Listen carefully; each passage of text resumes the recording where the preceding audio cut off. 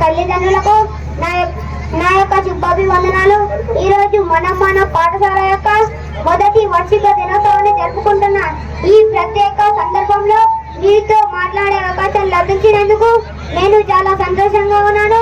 నేటి బాలలే రేపటి పౌన పిల్లల ప్రగతి కొరకు మన ప్రభుత్వ పాఠశాలలో ప్రైవేట్ పాఠశాలకు ధీటుగా ఏమాత్రం తీసిపోకుండా మా అభివృద్ధి కొరకు ఎల్లవేళలకు చేసిన మా పాఠశాల అభివృద్ధి బృందానికి, అదేవిధంగా ఈ కార్యక్రమాన్ని నిర్వహించడానికి సహకారాలు అందించిన నా గ్రామస్తులందరికీ కృతజ్ఞతలు.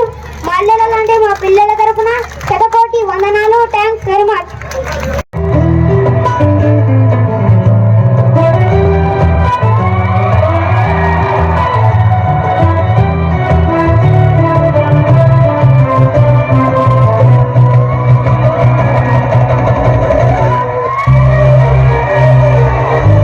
చక్కగా ఉన్నదా?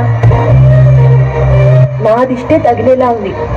ఇంతకీ ముహూర్తాలు ఎప్పుడు పెట్టించుకుంటారు? After marriage. యావండి, మన ఇద్దరికి యుఎస్ లో జాబ్స్ వచ్చాయని మీకు తెలుసు కదా. వారం నుంచి ఒక్కటే ఫోన్లు చేస్తున్నారు. ఇప్పుడు లేట్ అయితే మన జాబ్స్ కూడా పోతాయి. త్వరగా ఏదో ఒకటి డిసైడ్ అవ్వండి. మన ఇద్దరం అక్కడికి వెళ్ళిపోతే ఇక్కడ అమ్మొక్కటి ఎలా ఉంటుందో అని. ఏం పర్లేదండి, ఇక్కడ ఒక మంచి ఓల్డ్ ఏజ్ హోమ్ ఉంది. అక్కడికి పంపించేద్దాం. వాళ్ళు మనకన్నా బాగా చూసుకుంటారు. ఏంటి, మా అమ్మ ఓల్డ్ ఏజ్ హోమ్? కుదరదు. మా అమ్మని ఓల్డ్ ఏజ్ హోమ్ లో వేయడం ఏంటో వింటుంటేనే ఏదోలా ఉంది. ఎంతైనా మన పిల్లల కోసం కదండి. ప్లీజ్ అండి, పంపించేద్దాం. సర్లే, నేనేదో ఒకటి చేస్తా. నేను అమ్మని ఏదో ఒకటి చెప్పి ఒప్పిస్తానులే.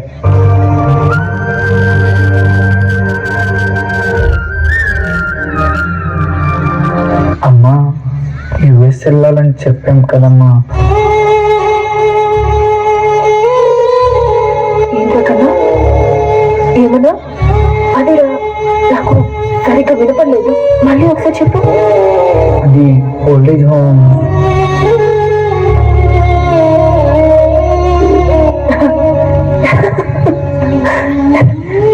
నన్ను ఓల్డ్ ఏజ్ హోమ్ కా?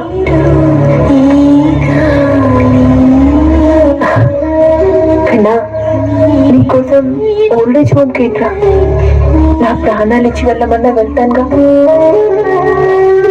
సరే, మీ ఇద్దరు సంతోషంగా ఉండండి. నేను ఎక్కడున్నా ఆనందిస్తాను. సరేనా? అమ్మా, లగేజ్ సర్దమంటావా? అయ్యో, వద్దు కన్నా, వద్దు. నేను నీకు సర్దుకుంటాను. ఓకేనా? పంచు.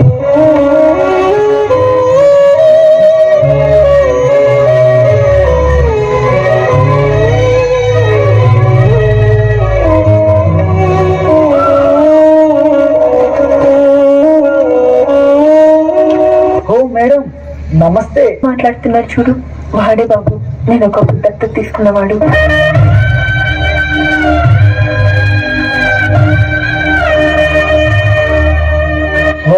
సూపర్ గా ఉన్నాడు మేడం, అదిరిపోయాడు. అయితే మళ్ళీ వచ్చారంటే ఇంకో బాబు అలాగా ఈ వృద్ధాశ్రమంలో వదిలి వెళ్ళడానికి వచ్చాడు.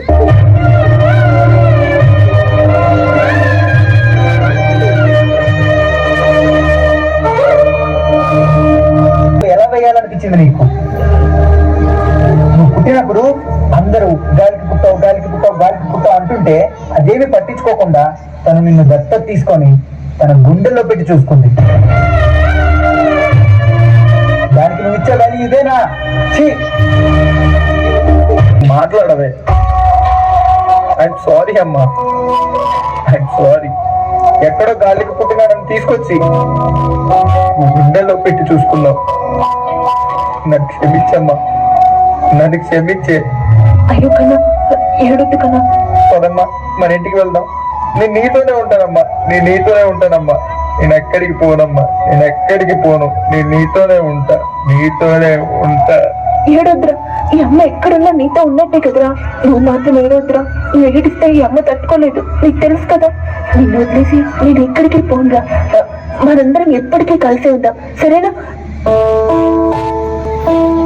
అమ్మంటే బొమ్మ కాదు, అవసరం తీరక స్టోర్ రూమ్ లోనో ఓల్డ్ ఏజ్ రూమ్ లోనో పడేయడానికి. అమ్మంటే ఏ రూపంలో కూడా రుణం తీర్చుకోలేని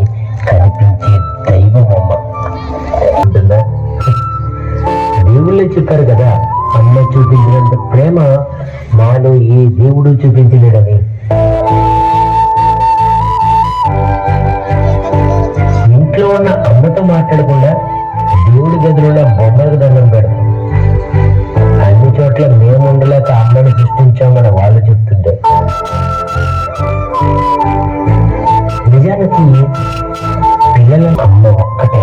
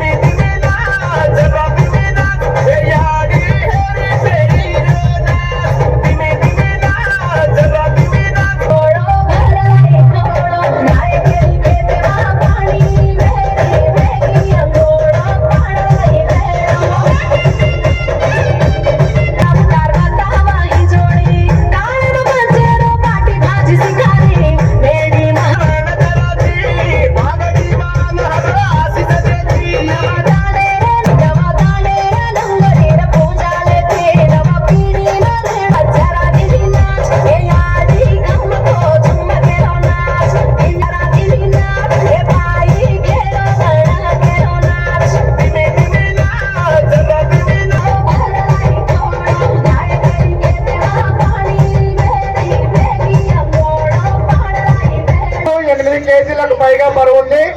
ఆ బరువును భరించి చిన్న పిల్లలు 10 ఏళ్ల పిల్లలు ఇంత గొప్ప సాంగ్కు నృత్యం చేసిండు. వాటిని ఒకసారి గట్టిగా చప్పట్లతో అభినందించామని తెలియజేస్తూ సారు కేజీ చెప్పింది.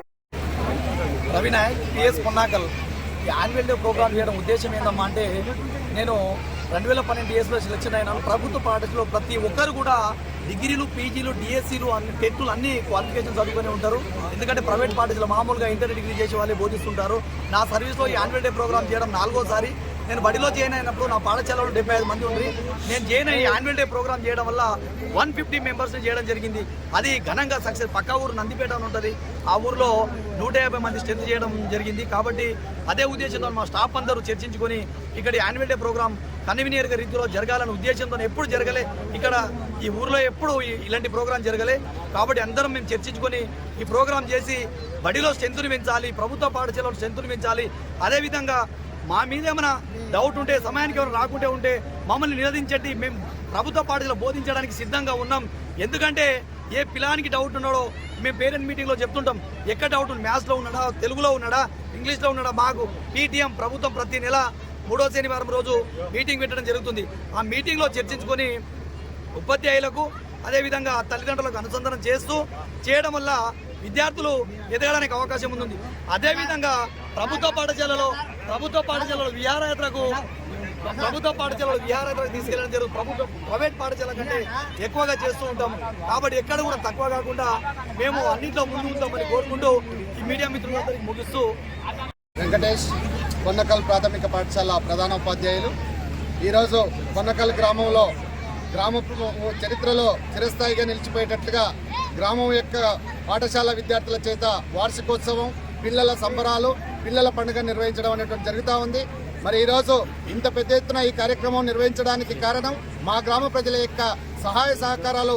ఈ బడిని, ప్రభుత్వ బడిని మరి జిల్లాలోనే ఒక ఉన్నతమైనటువంటి మంచి స్థానంలో ఉండాలన్నటువంటి లక్ష్యంతోన గ్రామ ప్రజల యొక్క సహకారం చేత ఈ యొక్క పెద్ద ప్రోగ్రాం నిర్వహించడం అనేటువంటి జరుగుతూ ఉంది. ఈ బడిలో చదివేటువంటి విద్యార్థులు మరి అన్ని రంగాల్లో ముందుండేటట్లుగా ప్రభుత్వ బడులు అంటే సమగ్ర వికాసానికి కేంద్రాలుగా, సమగ్ర వికాస నిలయాలుగా ప్రభుత్వ బడులు ఉండాలనేటువంటి లక్ష్యంతోన మరి ఈ యొక్క కార్యక్రమాన్ని నిర్వహిస్తా ఉన్నాం. మా బడిలో చదువుతో పాటుగా చదువు, ఆట, పాట, మాట, నృత్యం ప్రతి కార్యక్రమం ప్రభుత్వ బడిలో ఉండేటట్టుగా రూపకల్పన చేసి చదువులో వెనుకబడ్డటువంటి పిల్లలకు ప్రత్యేకంగా 3 years ప్రోగ్రాంను పెట్టి 3 నెలల పాటు ప్రత్యేకంగా చదువు రానటువంటి పిల్లలకంతా చదువు నేర్పడం అనేటువంటి జరుగుతూ ఉంది. చదువులో వెనుకబడి ఉన్నటువంటి పిల్లలు ఇతర రంగాల్లో ముందు రాణించడం కోసం నృత్యాల్లో, పాటల్లో, అదేవిధంగా ఆటల్లో ప్రతి కార్యక్రమం నిర్వహిస్తూ ఉన్నాం. ఈ గ్రామంలో చదివేటువంటి ఏ విద్యార్థి కూడా చదువులో వెనుకబడకూడదని, చదువుకు దూరం కాకూడదనేటువంటి లక్ష్యంతోన ఈరోజు పనకల్ గ్రామంలో చదువుతున్నటువంటి ప్రతి బిడ్డ మరి చదువుకు నోచుకోకుండా పోకుండా అందరికీ విద్యను అందించడం కోసం ఈ యొక్క కార్యక్రమాన్ని ఒక కార్పొరేట్ పాఠశాలల స్థాయిలో నిర్వహించేటువంటి స్థాయిలో ఈరోజు ఒక గ్రామీణ ప్రాంతంలో ఈ కార్యక్రమాన్ని నిర్వహిస్తా ఉన్నాం. ఈ గ్రామం నుంచి ఒక అన్నన్యారెడ్డి తయారైంది, ఒక ఐఏఎస్ 3వ ర్యాంకు సాధించింది. అదేవిధంగా ఈ గ్రామ కార్యదర్శిగా ఉన్నటువంటి మరి విజయరామరాజు గారు గ్రూప్ 1లో డిప్యూటీ కలెక్టర్ గా విజయం సాధించారు.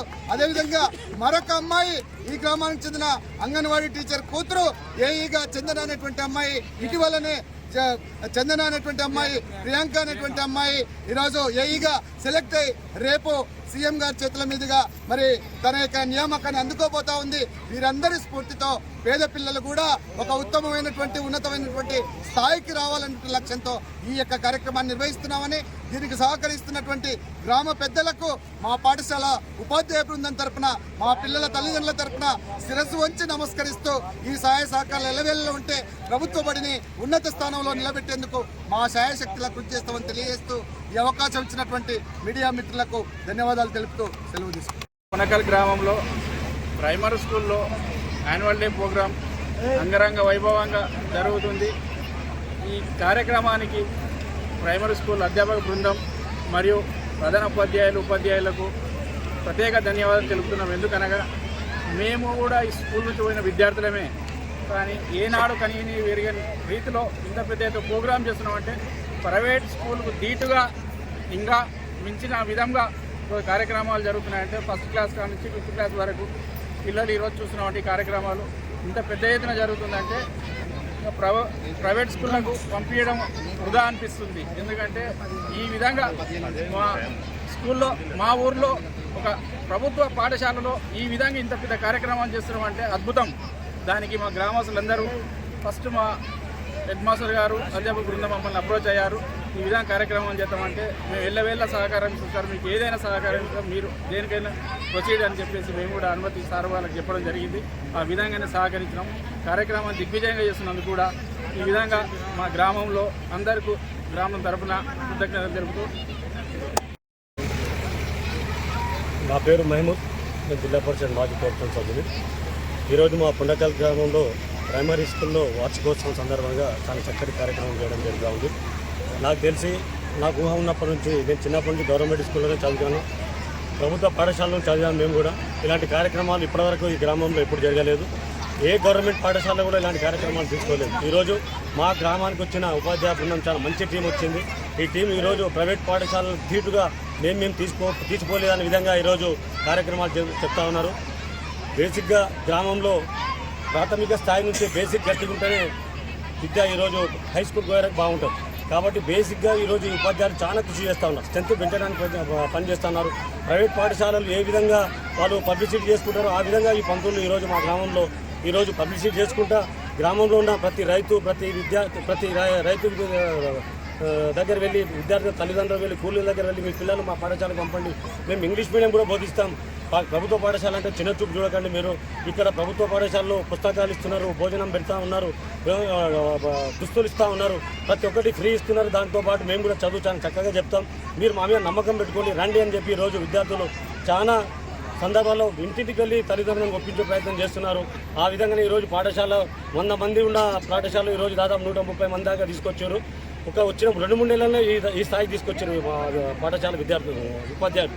కాబట్టి దయచేసి ప్రతి ఒక్కరూ ప్రభుత్వ పాఠశాలను చదివించాలి. ఈరోజు మన దేశానికి పాలించిన ఎంతోమంది సైంటిస్టులు అనుకోని మహానుభావులందరూ కూడా ప్రభుత్వ పాఠశాలలో చదివిన వాళ్ళే ఉన్నారు. డిఎస్సిలో పాస్ అయిన విద్యార్థులు ఉపాధ్యాయులు ఇక్కడ మనకు పాఠాలు చెప్తున్నారు. డిఎస్సిలో ఫెయిల్ అయ్యి లేకపోతే ప్రైవేట్ పాఠశాలలో 10వ తరగతి ఇంటర్మీడియట్ వాళ్ళతో ఈరోజు ప్రైవేట్ పాఠశాలలో చదివిస్తూ ఉన్నారు. అలాంటి పాఠశాలకు పంపించకండి. మనం ఏదో టై పెట్టి స్కూల్ డ్రెస్ షూస్ తీసుకొని ప్రైవేట్ పాఠశాల నాపిలాడు పోతున్నారని చెప్పి సంబరపడుతున్నాం, కానీ వాళ్ళ కొట్టయిపోతే అక్షరం కూడా వచ్చే పరిస్థితి లేదు. ఈరోజు ప్రభుత్వ పాఠశాలలో ఈ ఉపాధ్యాయులు చొరవ తీసుకొని మీరు ఏదో ఇంగ్లీష్ మీడియం అంటున్నారు, అది కూడా మేమే మా పాఠశాలలో మేము చెప్తామని చెప్పి విద్యార్థుల తల్లిదండ్రులకు భరోసా ఇచ్చి ఈరోజు మా గ్రామంలో చాలా చక్కగా పనిచేస్తున్న ఉపాధ్యాయ బృందానికి నేను నిజంగా మా గ్రామం తరఫున వాళ్ళకి ధన్యవాదాలు తెలియజేస్తున్నాం. వాళ్ళకు కూడా మేము ఖచ్చితంగా ప్రతి అంశంలో మేము చేదోడు వాదోడు ఉంటామని అని తెలియజేస్తూ అవకాశం ఇచ్చిన ధన్యవాదాలు. శిష్యులు అనేక మంది ఎస్ఐలుగా, కానిస్టేబుల్గా, ఉపాధ్యాయులుగా పనిచేస్తా ఉన్నారు. సారు జ్ఞానభారతిలో చాలా సంవత్సరాలు మరి హెడ్ మాస్టర్గా